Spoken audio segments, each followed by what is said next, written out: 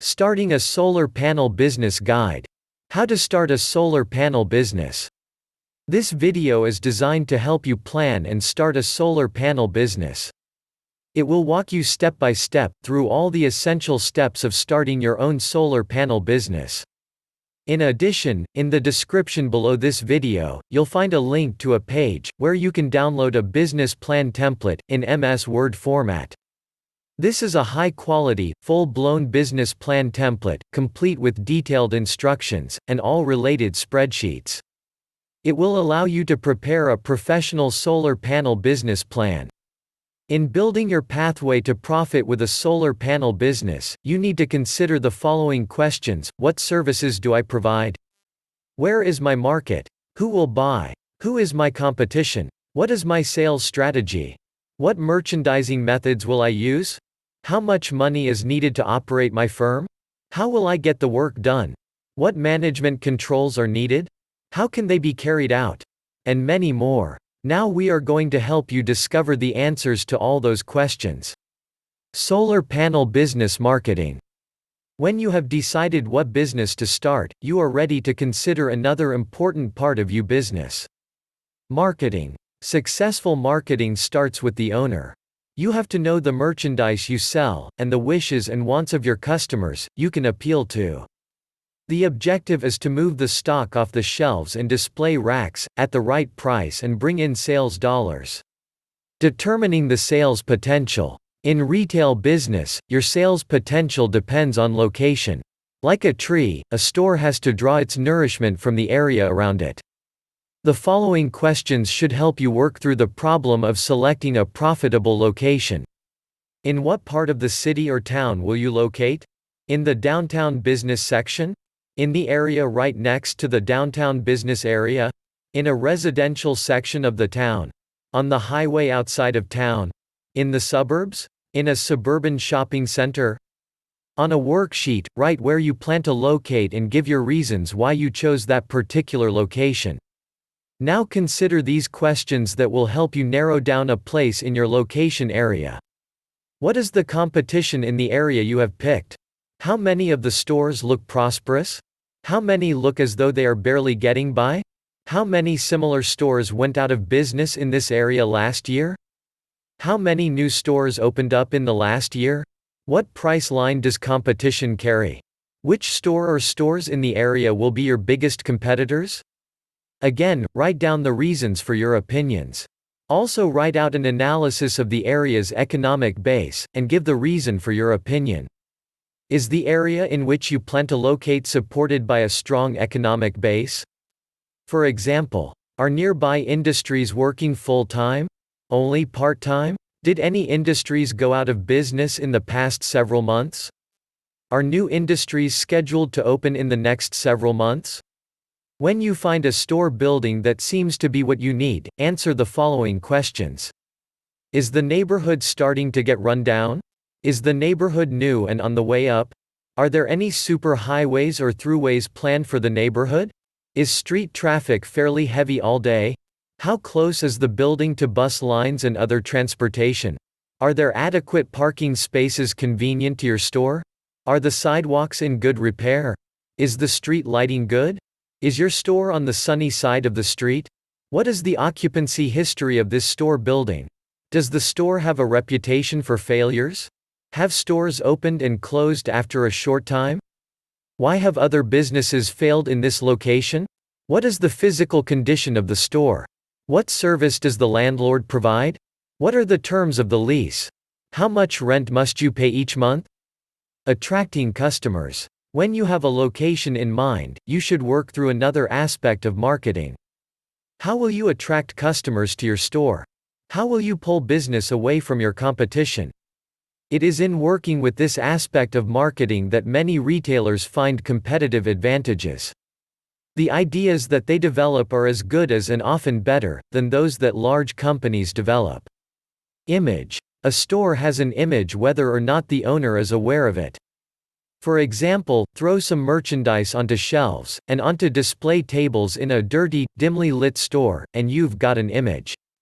Shoppers think of it as a dirty, junky store, and avoid coming into it.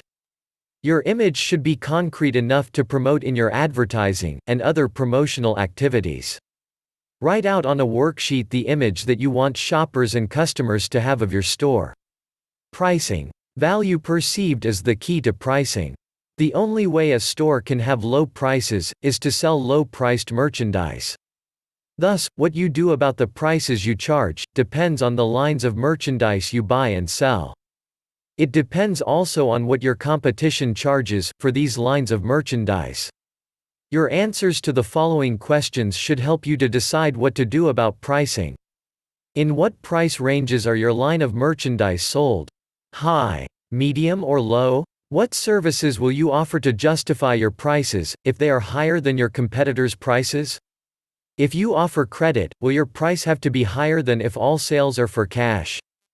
The credit costs have to come from somewhere. Plan for them. If you accept credit card payments, what will it cost you? Will you have to add to your prices to absorb this cost? Customer service policies. The service you provide your customers may be free to them, but you pay for it. For example, if you provide free parking, you pay for your own parking lot, or pick up your part of the cost of a lot you share with other retailers. Make a list of the services that your competitors offer, and estimate the cost of each service. How many of these services will you have to provide just to be competitive? Are there other services that would attract customers, but that competitors are not offering? If so, what are your estimates of the cost of such services? Now list all the services you plan to offer, and the estimated costs. Total this expense and figure out how you can include those added costs in your prices, without pricing your merchandise out of the market. Advertising. Advertising was saved until the last, because you have to have something to say, before advertising can be effective. When you have an image, price range, and customer services, you are ready to tell prospective customers why they should shop in your store. When the money you can spend for advertising is limited, it is vital that your advertising be on target. Before you think about how much money you can afford for advertising, take time to determine what jobs you want to do for your store. List what makes your store different from your competitors. List the facts about your store and its merchandise that your advertising should tell shoppers and prospective customers. When you have these facts listed and in hand, you are ready to think about the form your advertising should take and its cost.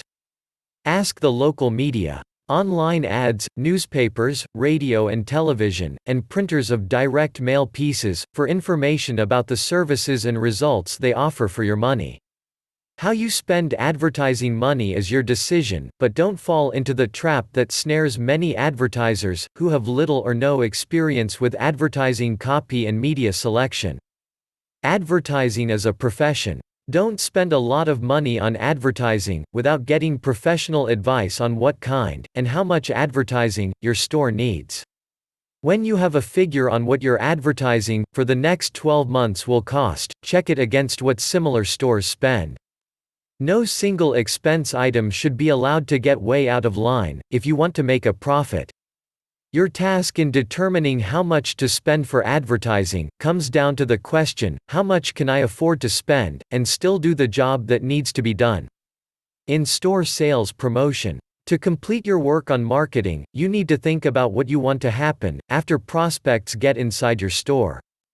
Your goal is to move stock off your shelves and displays at a profit, and satisfy your customers. You want repeat customers and money in your cash register. To encourage people to buy, self-service stores rely on layout, attractive displays, signs, and clearly marked prices on the items offered for sale. Other stores combine these techniques with personal selling.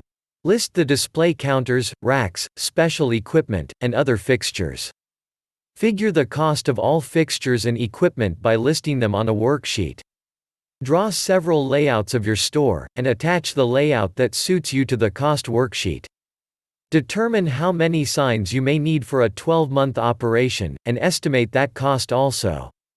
If your store is a combination of self-service and personal selling, how many salespersons and cashiers will you need?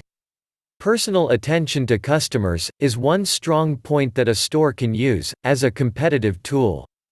You want to emphasize in training employees that everyone has to pitch in and get the job done. Customers are not interested in job descriptions, but they are interested in being served promptly and courteously. Nothing is more frustrating to a customer than being ignored by an employee. Decide what training you will give your salespeople in the techniques of how to greet customers, show merchandise, suggest other items, and handle customer needs and complaints. Buying. When buying merchandise for resale, you need to answer questions such as: who sells the line to retailers? Is it sold by the manufacturer directly, or through wholesalers and distributors? What delivery service can you get, and must you pay shipping charges? What are the terms of buying?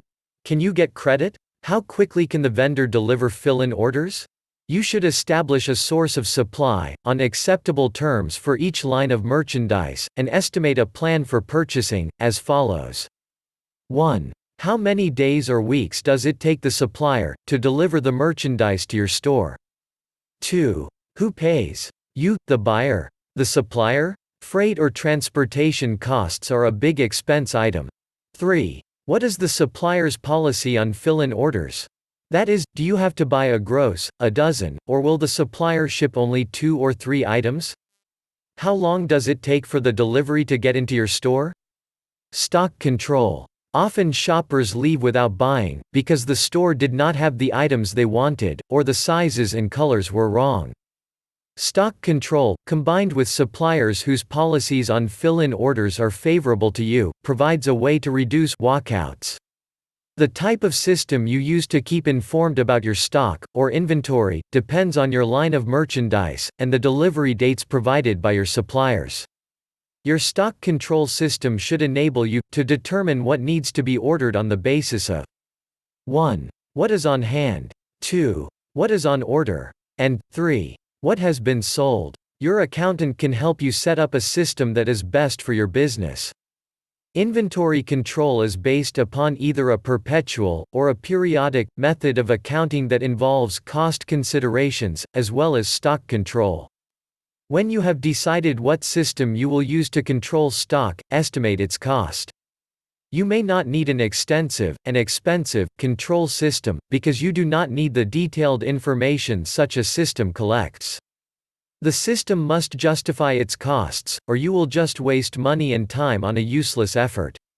Stock turnover. When an owner buys reasonably well, you can expect to turn over stock several times a year.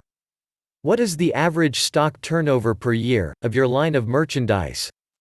How many times do you expect your stock to turn over? Behind-the-scenes work. In a retail store, behind-the-scenes work consists of the receiving of merchandise, preparing it for display, maintaining display counters and shelves, and keeping the store clean and attractive to customers.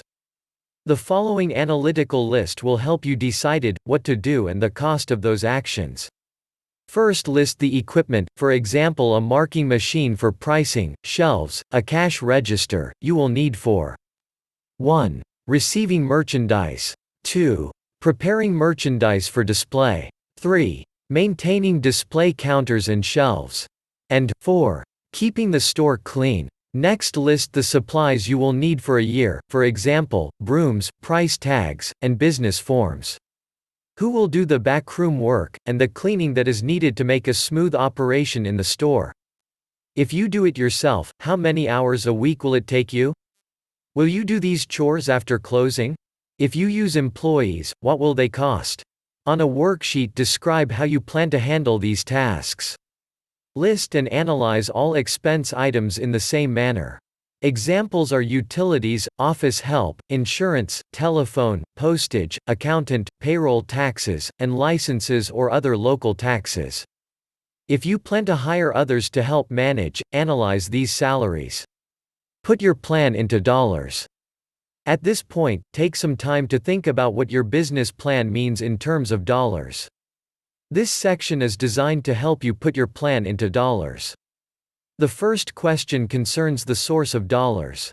After your initial capital investments in a retail store, the main source of money is sales. What sales volume do you expect to do in the first 12 months? Startup costs. List the following estimated startup costs: fixtures and equipment, starting inventory, decorating and remodeling, installation of equipment, deposits for utilities, legal and professional fees, licenses and permits, advertising for the opening, accounts receivable, operating cash, other costs. Whether you have the funds, say in savings, or borrowed the money, your new business will have to pay back startup costs. Keep this fact in mind as you work on estimating expenses and on other financial aspects of your plan. Expenses. In connection with annual sales volume, you need to think about expenses. If, for example, you plan to do sales amounting to $1 million per year, what will it cost you to do this amount of business? How much profit will you make? A business must make a profit or close. Here's a list of possible expenses you will need to take into account. Payroll and other employee expenses. Occupancy expenses. Office supplies and postage. Advertising.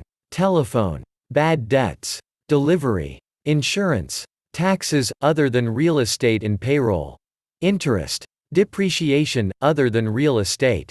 Supplies. Legal and accounting expenses. Dues and subscription. Travel, buying, and entertainment. Unclassified expenses. Cash forecast. A budget helps you to see the dollar amount of your expected revenue and expenses each month. Then from month to month the question is, will sales bring in enough money to pay for the store's bills? The owner must prepare for the financial peaks and valleys of the business cycle. A cash forecast is a management tool that can eliminate much of the anxiety that can plague you if your sales go through lean months. Is additional money needed? Suppose at this point that your business needs more money than can be generated by present sales. What do you do? If your business has great potential, or is in good financial condition, as shown by its balance sheet, you will borrow money, from a bank most likely, to keep the business operating during startup and slow sales periods. The loan can be repaid during the fat sales months, when sales are greater than expenses. Adequate working capital is needed for success and survival. But cash on hand, or the lack of it, is not necessarily an indication that the business is in bad financial shape. A lender will look at your balance sheet to see the business's net worth, of which cash and cash flow are only a part. The balance sheet statement shows a business's net worth, financial position, at a given point in time, say at the close of business at the end of the month, or at the end of the year. Control and feedback. To make your plan work, you need feedback. For example, the year-end profit and loss statement shows whether your business made a profit or took a loss for the past 12 months. Don't wait 12 months for the score. To keep your plan on target, you need readings at frequent intervals. An income statement compiled at the end of each month, or at the end of each quarter, is one type of frequent feedback. Also, you must set up management controls that help you ensure that the right things are done each day and week. Organization is needed because you as the owner cannot do all the work. You must delegate work, responsibility, and authority. The record-keeping systems should be set up before the store opens. After you're in business, it is too late. The control system that you set up should give you information about stock, sales, receipts, and disbursement. The simpler the accounting control system, the better. Its purpose is to give you current useful information. You need facts that expose trouble spots. Outside advisors, such as accountants, can help. Stock control. The purpose of controlling stock is to provide maximum service to your customers. Your aim should be to achieve a high turnover rate on your inventory. The fewer dollars you tie up in stock, the better. In a store, stock control helps the owner offer customers a balanced assortment, and enables you to determine what needs ordering on the basis of 1. What is on hand, 2. What is on order, and 3. What has been sold. When setting up inventory controls, keep in mind that the cost of the stock is not your only cost. There are inventory costs, such as the cost of purchasing, the cost of keeping stock control records, and the cost of receiving and storing stock. Sales. In a store, sales slips and cash register tapes give the owner feedback at the end of each day. To keep on top of sales, you need answers to questions, such as, how many sales were made? What was the dollar amount? What were the best-selling products? At what price? What credit terms were given to customers? Receipts. Break out your receipts into receivables, money still owned such as a charge sale, and cash. You know how much credit you have given, how much more you can give, and how much cash you have with which to operate. Disbursement. Your management controls should also give you information about the dollars your company pays out. In checking on your bills, you do not want to be penny wise and pound foolish. You should pay bills on time, to take advantage of supplier discounts. Your review systems should also give you the opportunity to make judgments on the use of the funds. In this manner, you can be on top of emergencies, as well as routine situations. Your system should also keep you aware that tax monies, such as payroll income tax deductions, must be set aside and paid out at the proper time. Break-even. Break-even analysis is a management control device that approximates how much you must sell in order to cover your costs with no profit and no loss. Profit comes after break-even. Profit depends on sales volume, selling price, and costs. Break-even analysis helps you to estimate what a change in one or more of these factors will do to your profit. Put your plan into action. When your plan is as thorough and accurate as possible, you are ready to put it into action. Keep in mind that action is the difference between a plan and a dream. If a plan is not acted upon, it is of no more value than a wishful dream. A successful business owner does not stop after gathering information and drawing up a business plan, as you have done in working through this guide. Use the plan.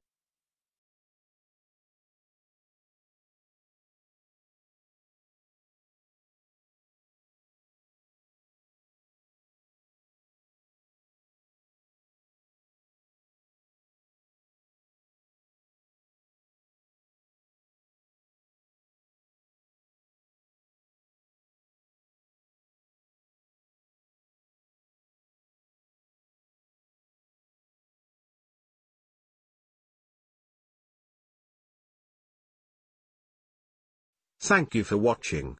Please like this video,